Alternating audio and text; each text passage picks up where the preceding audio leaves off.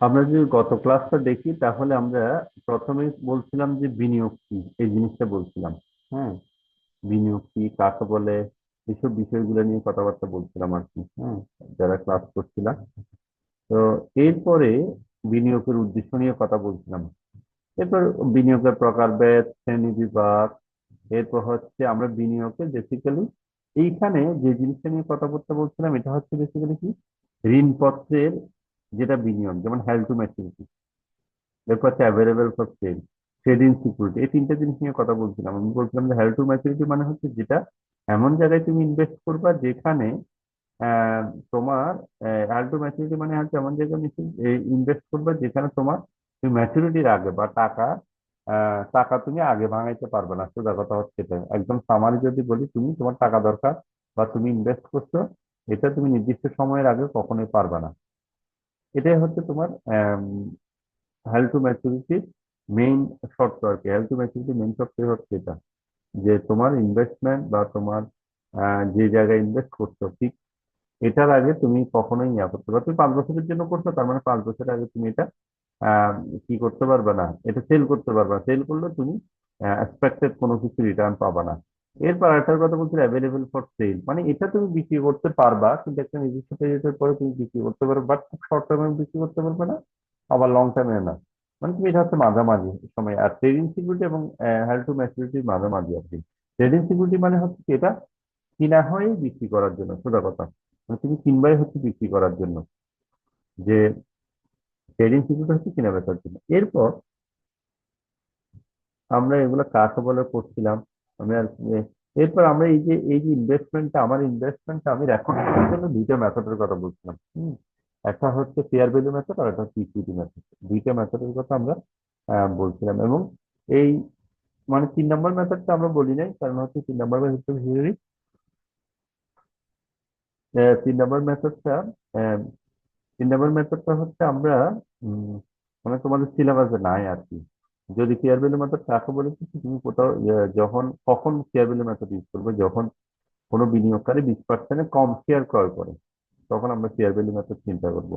আর equity method হচ্ছে 20% থেকে 50%-এর মধ্যে হলে আমরা ইকুইটি মেথড ক্যালকুলেশন করবো বা ইকুইটি মেথডের কথা চিন্তা করবো আর কি। আর কনসোলিডেশনটা আমরা খুব বেশি চিন্তা করবো না, কারণ এটা সিলেবাস জানাই, ওই জন্য আমরা খুব বেশি কথা বলবো না। আমি যদি এক লাইনে বলি, কনসোলিডেশন মেথড যদি বলা হয় 50%-এর উপর যদি বিনিয়োগ করে, এটা কনসোলিডেশন। এরপর আমরা সবচেয়ে ইম্পর্টেন্ট যে জিনিসটা হচ্ছে কি, এই যে কিছু জাবেদার কথা বলছিলাম। হ্যাঁ, আমরা এগুলা নিয়ে একটু আলোচনা করছিলাম। আমরা অঙ্ক করতে করতে আরো বেশি শিখবো। আশা করি আমরা যখন অঙ্ক করবো তখন এগুলো আরো ক্লিয়ার হবে আর কি। এরপর আমরা এই যে জার্নাল এন্ট্রি করছিলাম। ওকে, জার্নাল এন্ট্রি বলতে কিসের জার্নাল এন্ট্রি? দুইটা। একটা হচ্ছে ওই যে 3 প্রকার, available for sale, trading security, held to maturity, কিভাবে জার্নালাইজ করবো। আর এরপর মেথড গুলো কিভাবে আমরা কাজে লাগাবো, মেথড গুলা। ওকে, যেমন journal entry, share value method, এই মেথড গুলো আমরা কিভাবে কাজে লাগাবো। ওকে, তোমরা কি ক্লিয়ার এগুলা?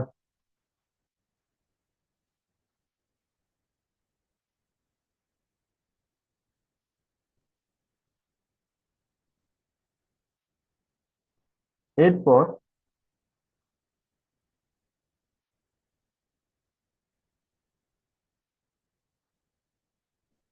এরপর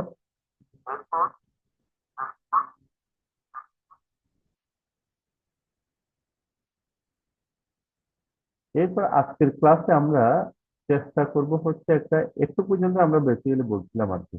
আজকের ক্লাসে আমরা চেষ্টা করব উম আজকের ক্লাসে আমরা বেসিক্যালি চেষ্টা করব হচ্ছে কি,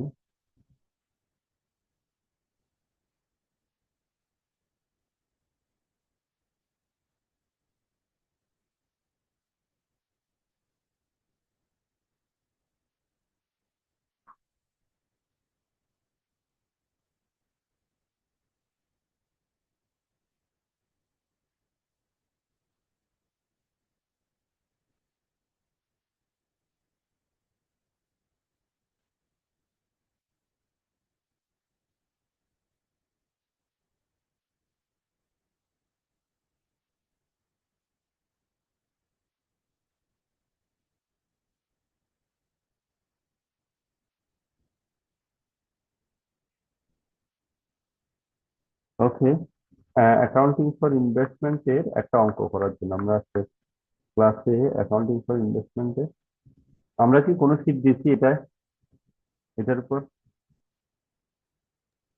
না স্যার। আচ্ছা,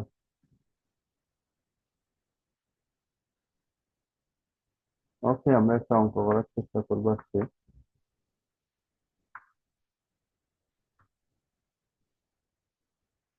বলছি কি, অঙ্কটা যদি আমরা একটা অঙ্ক দেখি আমার শিটের, এই শিটটা দিব, বলছে কি Bismillah company purchase as a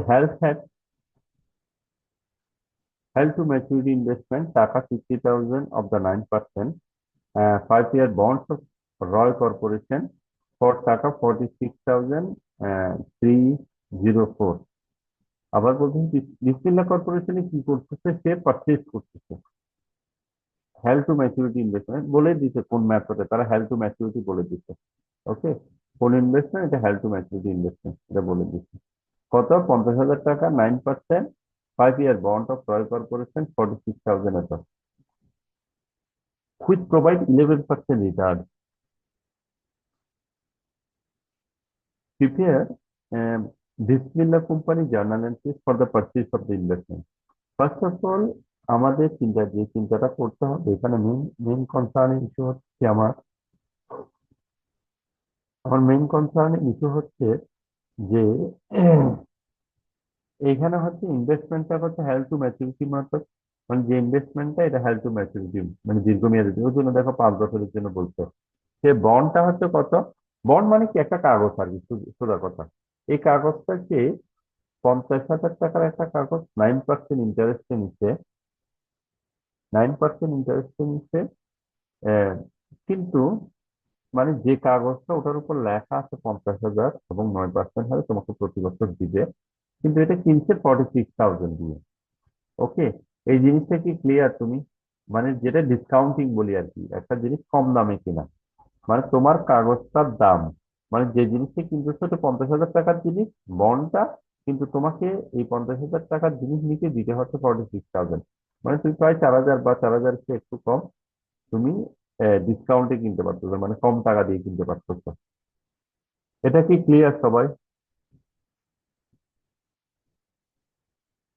এটা কি ক্লিয়ার?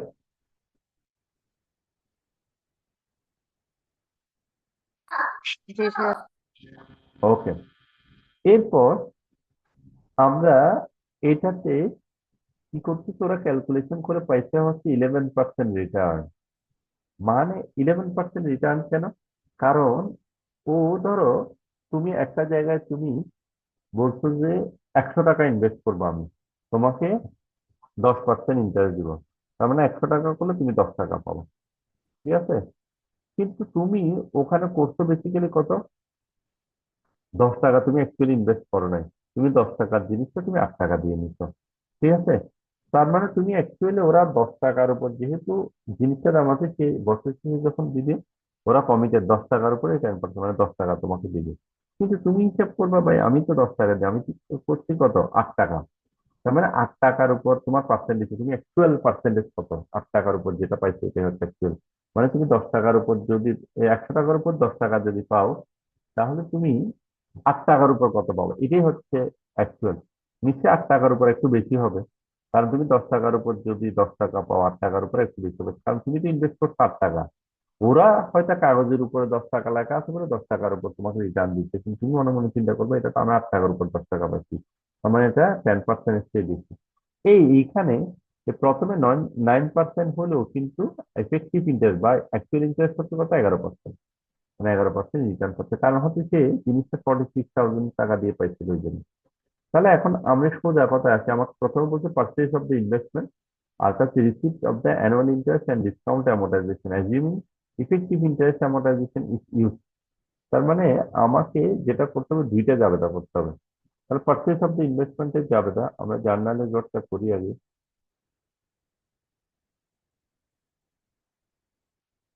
তাহলে আমরা এখানে কি লিখবো, উপরে এখানে বিসমিল্লাহ কোম্পানি,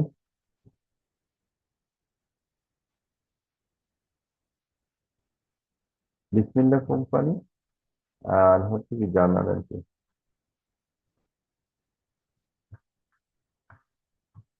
বিসমিল্লাহ কোম্পানি আর জার্নাল এন্ট্রি।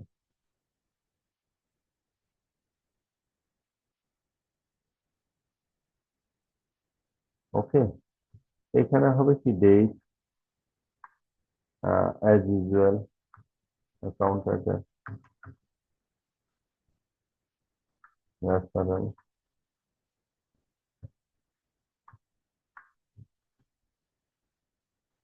ডেবিট টাকা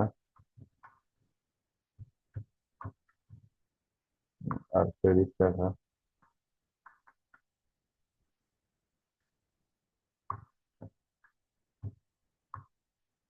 আচ্ছা, তার মানে প্রথম ডেট, তাহলে এখানে কি কোনো ডেট দেওয়া আছে? কোনো ডেটই নেই, তাহলে ডেট দেওয়া না থাকলে আমরা পর চিহ্ন দিব।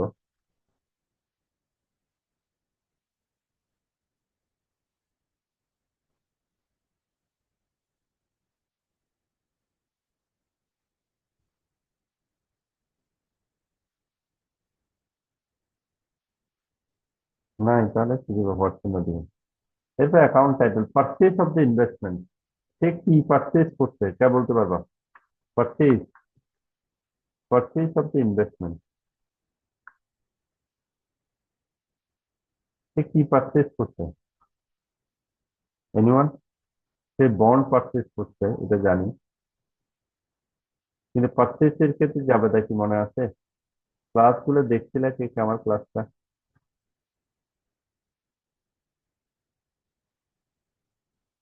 পারচেজ, ও কি করছে?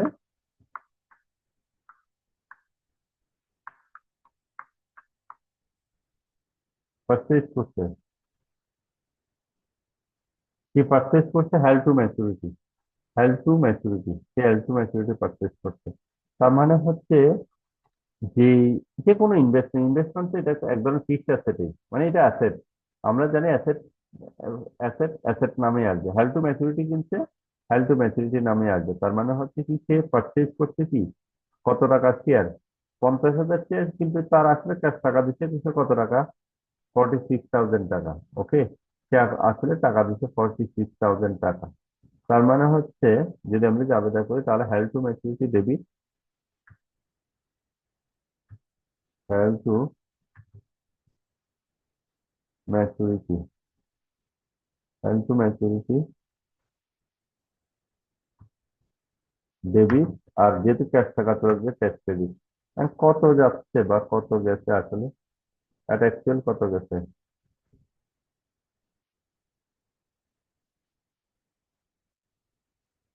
একটু ছোট করে বলতেছি, তাহলে কত টাকা গেছে? 46,000, এই টাকাটাই গেছে। কারণ ক্যাশ টাকা কত গেছে? ও কিনছে তো 46,000 টাকা দিয়ে, ও কিনছে এই টাকা দিয়ে 46,000 টাকা দিয়ে। ওকে, তাহলে এখানে গেছে 46,000, তাহলে পার্চেসে যাবে যাচ্ছে। এই জিনিসটাকে আমরা আসলে করছিলাম গতদিন, হ্যাঁ করছি। আমরা যদি একটু দেখি তাহলে করছি, অবশ্যই করছি। মনে আছে কিনা সবার? এটা করছি যেটা, সবার কি মনে আছে এটা করছি আমরা? ওই যে প্রথম জাবেদাটা, একদম প্রথম, প্রথম জাবেদাটা। আমরা যদি একটু করে দেখি জাবেদাগুলো, যদি জাবেদাগুলো দেখতে চাও, এই যে আমরা যে জাবেদাগুলো দেখতে চাই কোনটা, এই যে প্রথম জাবেদাটা, এই যে এটা। সবাই কি দেখা যাচ্ছে? এই যে প্রথম জাবেদাটা, যে কি সিকিউরিটি ক্রয় পারচেজ, এই যে সিকিউরিটি ক্রয় কোনটা, এটা, এই যে এটা, যে হেল্ড টু ম্যাচুরিটি পারচেসের ক্ষেত্রে কি held to maturity debit cash credit, এই কাজটাই আমরা করছি শুধুমাত্র। তিনটার ক্ষেত্রে যে কোনো ধরনের অ্যাভেলেবল ফর সেল হলে available for sale debit cash credit, TS হলে টিএস ডেবিট ক্যাশ ক্রেডিট, এটা আমার অহরহ লাগবে, এটা সবচেয়ে কমন। ওকে, তার মানে আমার এটা শেষ। এটা আবার আমি একটু ডিলিট করে দিই। তাহলে শেষ আমার এটা। তাহলে এরপর হচ্ছে receipt of annual interest, annual interest এবং ডিসকাউন্ট অ্যামোর্টাইজেশন। তাহলে ডিসকাউন্ট অ্যামোর্টাইজেশন এবং রিসিপ্ট অফ অ্যানুয়াল ইন্টারেস্ট, এটা কি, এটাও ওখানে আছে। আমরা যদি দেখি কোথায়, এই যে ডিসকাউন্ট, যেহেতু এটা আমি ডিসকাউন্টে কিনছি, এই যে ইন্টারেস্ট রিসিভ এই যে এখানে interest revenue, interest receive debit, এই এসটিএম এটা হচ্ছে ভুল আছে, এসটিএম হচ্ছে নিচে হবে আর interest receive debit, STM debit, interest revenue credit, এই জিনিসটাই, এই যে লাস্টের এটা এই যে বকেয়া সুদ এবং ডিসকাউন্ট অ্যামortization যাবে দেখি, এটা debit, STM debit, interest revenue credit, মানে এটার মতো আর কি, এই যে এটার মতো এই তিনটা হবে এখানে। আর কেমনে হবে আমরা একটু আসি দেখি।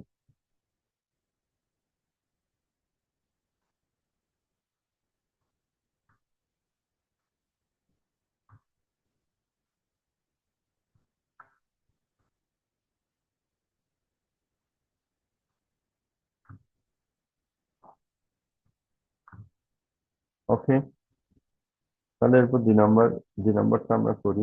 2 নম্বরও কোনো ডেট নেই। আমরা যদি দেখি প্রথমে কি, কিছুক্ষণ আগে বলছি এটা আমরা কি করতেছি, এটা আমরা বেসিক্যালি কিসের চাপটা করতেছি, ইন্টারেস্ট রিসিভ, ইন্টারেস্ট রিসিভ। এখন ইন্টারেস্ট রিসিভ, এই যে কিছুক্ষণ আগে দেখাইছি ইন্টারেস্ট রিসিভের চাপটা,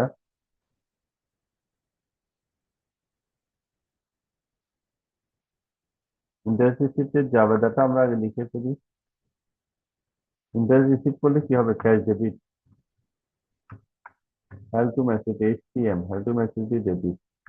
আর ইন্টারেস্ট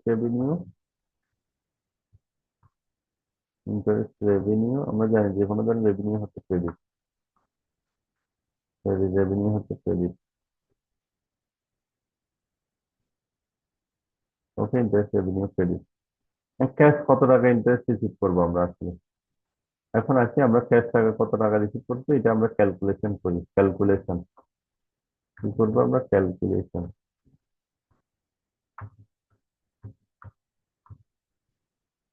ক্যালকুলেশনে প্রথমে আমরা আসলে কি করব, মানে এটা ডিসকাউন্ট অ্যামortization কি, ইন্টারেস্ট রেভিনিউ কোনটা, interest interest revenue interest revenue কত, ইন্টারেস্ট রেভিনিউ হচ্ছে আমার অ্যাকচুয়াল ইন্টারেস্ট রেভিনিউটা আগে লিখবো, মানে বড়টা, মানে এটার উপর আসলে আমি আমি এই টাকাটা ইনভেস্ট করছিলাম, 11% পাচ্ছি, এই টাকাটা ইনভেস্ট করছিলাম গুণ 11% পাচ্ছি। ক্যালকুলেটর দিয়ে কেউ বলো তো এটা কত,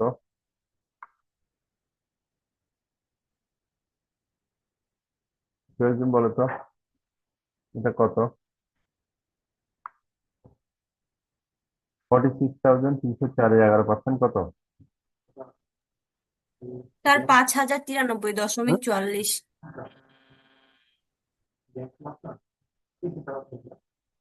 হ্যাঁ, মোবাইল। হুম হুম, ওকে কত টাকা, 5,093।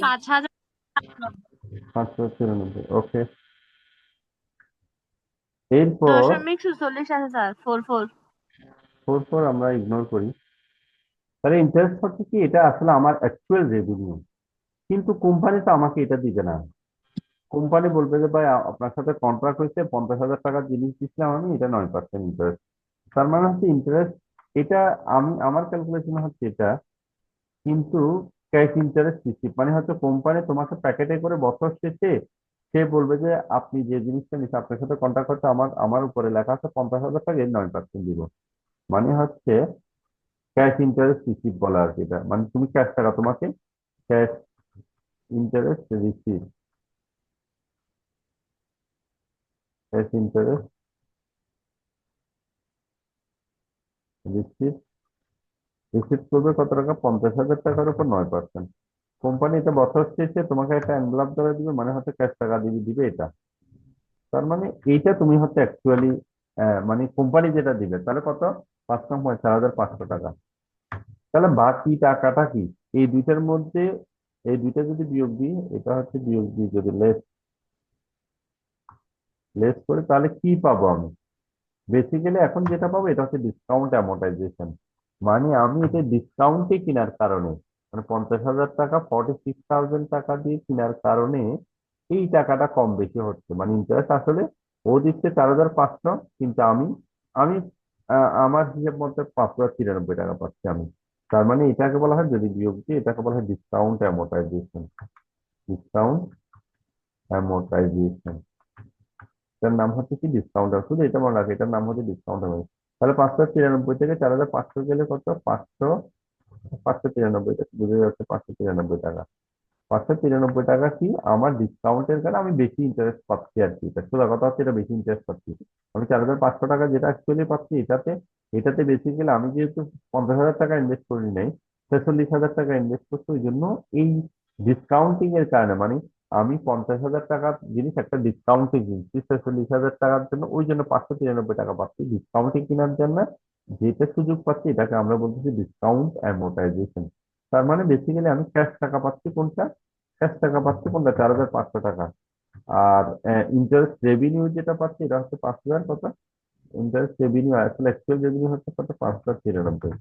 আর হেল্ড টু ম্যাচুরিটি, এটার নাম দিচ্ছি আমরা ওই ডিসকাউন্ট অ্যামোর্টাইজেশন, সেটা হেল্ড টু ম্যাচুরিটি হচ্ছে কত? 593। 593। ওকে, এটার জন্য, এটা বোঝানোর জন্য বেসিক্যালি ক্যালকুলেশনটা করা। এটা কি বোঝা গেছে?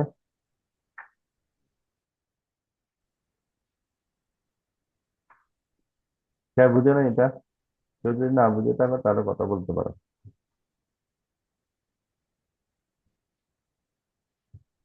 এটা কি বুঝে গেছে সবাই? जी सर। ওকে। আব থ্যাংক ইউ, এখানেই শেষ করতেছি।